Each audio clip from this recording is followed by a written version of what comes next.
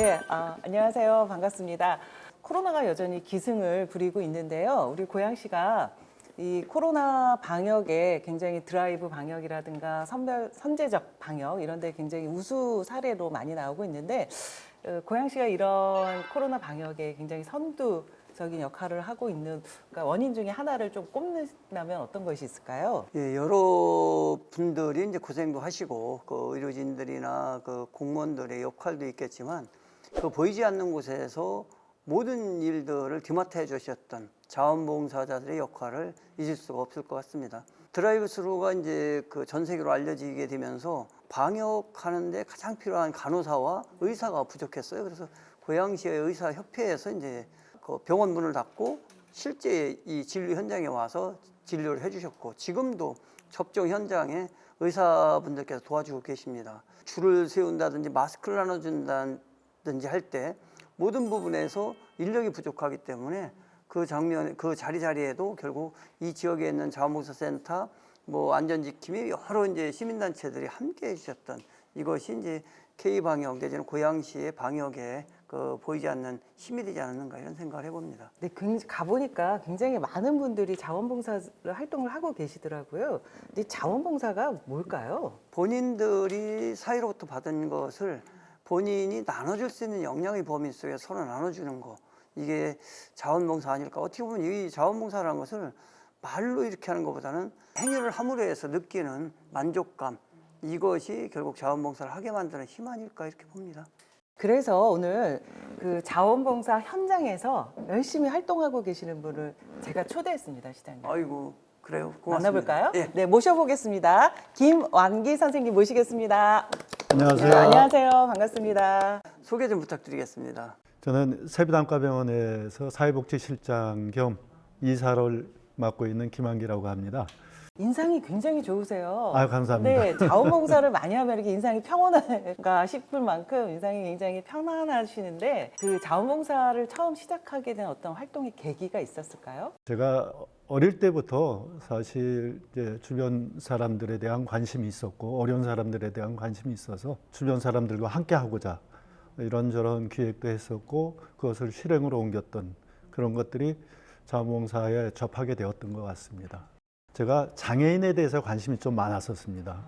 그러던 중에 98년도에 여주에 가면 중복 장애인 시설인 라페리 집이라는 곳이 있었는데 지인들과 함께 가서 봉사를 하던 중에 내 손으로 씻을 수 있고 내 손으로 밥을 먹을 수 있는 것조차도 진짜 큰 행복이고 감사할 일이다라는 것을 느끼게 되었고요. 그 후에 그것이 계기가 되어서 아파트 단지나 이런 데 보면 가로면 숲길이 있습니다. 숲길에 보면 쓰레기들이 별의별 쓰레기들이 다 엄청 많습니다.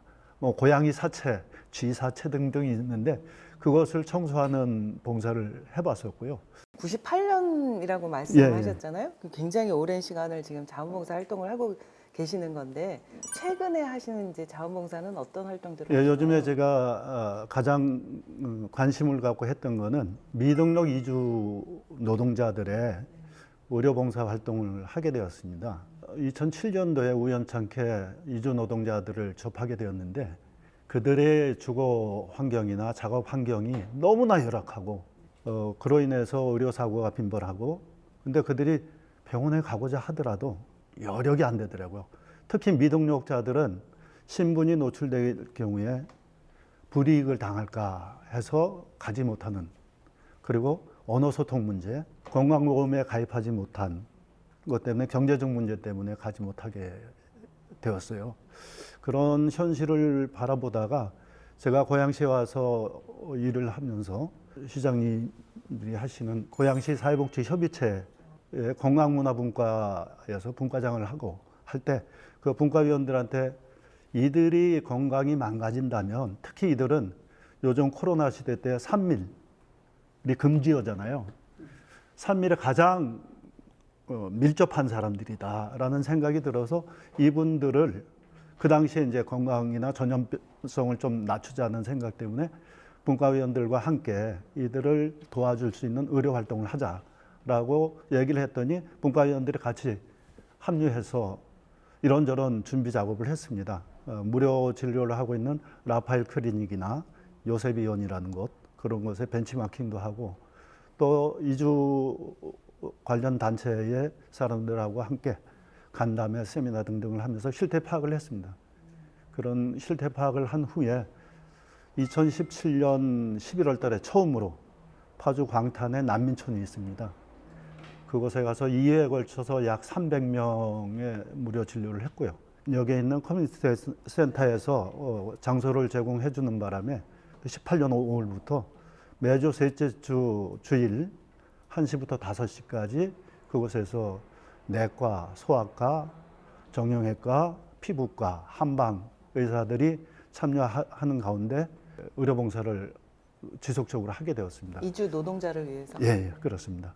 이런 활동이 힘든데 이런 그 일을 계속할 수 있게 하는 그 원동력 뭘까요? 이 자원봉사라는 단어가 아까 시장님께서도 말씀하셨듯이 내가 가진 것을 이웃과 함께 할 때 더 나은 사회를 만들 수 있다는 것처럼 저는 자원봉사를 통해서 만나는 다양한 사람들을 그들과의 관계 속에서 제 삶의 질이 높아졌던 것 같은 느낌이 들었고 또 이런 봉사를 생각하다 보니까 주변에 관심이 더 많아지고 또 그런 가운데서 어려운 사람들을 보면서 그들의 문제 해결을 위해서 이런저런 생각을 하게 되고 그것을 적극적으로 주체적으로 풀어가고자 해결하고자 노력했던 것 그것이 스스로의 삶 속에서 주체적 삶을 살 수 있었던 것 그런 식으로 변화되었던 것이 제가 자원봉사를 지속적으로 할 수 있었던 원동력이 되지 않았을까 이렇게. 주로 사람들하고 함께 모여서 그 사람들의 에너지와 힘으로 모여서 같이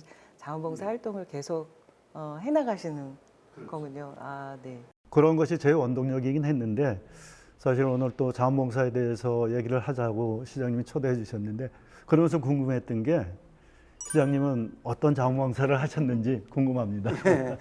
저는 여기 이 지역에 와서 이제 시민 활동을 하면서 지금 자원봉사 센터장을 맡고 계시죠. 허진용 센터장님하고 애덕의 집에서 똑같이 한 3년간 저희가 목욕봉사를 했었어요. 근데 이제 거기에 이제 할아버지들께서 자꾸 이제 축소가 되고 그래서 그 할머님들만 이제 모셔서 그 이제 상황이 바뀌는 거죠. 그러면서 이제 목욕봉사가 이제 필요 없어서 저희가 이제 그 멈추게 되고 그 이후에 정치하면서는 덕양구 노인복지관에서 한 해 동안 매월 그 배식을 했었어요. 근데 그걸 불편해 하시더라고요. 시장님이 시장님이. 나와서. 네. 아니 그때는 제가 이제 도의원이었었는데 네. 이제 꼭 그 정치인들이 꼭 무슨 행사처럼 그게 아니고 몰래 혼자 가서 했는데도 그 이제 관계자들이 알면 도의원이라는 걸 몰랐냐 이렇게 돼서 이제 그래서 결국 1년 만에 그만두었습니다. 그래서 그 정치인들이 그냥 자원봉사한다는 게 또 사진 찍으러 갈 수도 없고 그러니까 이게 조금 힘들어요. 가면은 그냥 일반 자원봉사처럼 이렇게 해주면 좋은데 그래서 요새는 그 시장 되고 나서 못 하고 있습니다. 쉬운 활동들이 아닌데 그래도 이렇게 돌아보시면 그래도 가장 보람되었던 부분이 좀 있을까요? 고양시에서 자원봉사 활동을 하시면서 아 이거 하나 참 보람됐었다라는 부분이 좀 있을까요? 고양시뿐만 아니라 제가 그동안 했던 봉사 중에서 가장 보람되고 힘들었던 거는 변비 어르신 목욕봉사 했던 게 가장 기억에 남고 힘들었고 보람도 있었던 것 같고요. 그리고 안타깝고 그런 것들은 사실 코로나 때문에 저희들이 미등록 이주 노동자들에 대해서 의료봉사를 하면서 그 당시에 계속 투약을 했었습니다. 근데 작년부터 그것을 못하다 보니까 약이 떨어졌다는 전화 하소연을 들었을 때 그거에 대해서 더 이상 저희들이 대응책을 마련해 주지 못한 것 이런 것들이 제일 안타깝고 기억에도 남고. 고양시에 이렇게 많은 분들이 자원봉사 활동을 하고 있는데 그 고양시의 자원봉사 정책에 대해서 좀 설명 좀 부탁드립니다. 예, 고양시에서는 그 여러 가지 자원봉사자들을 위한 그 정책들을 구사하고 있습니다.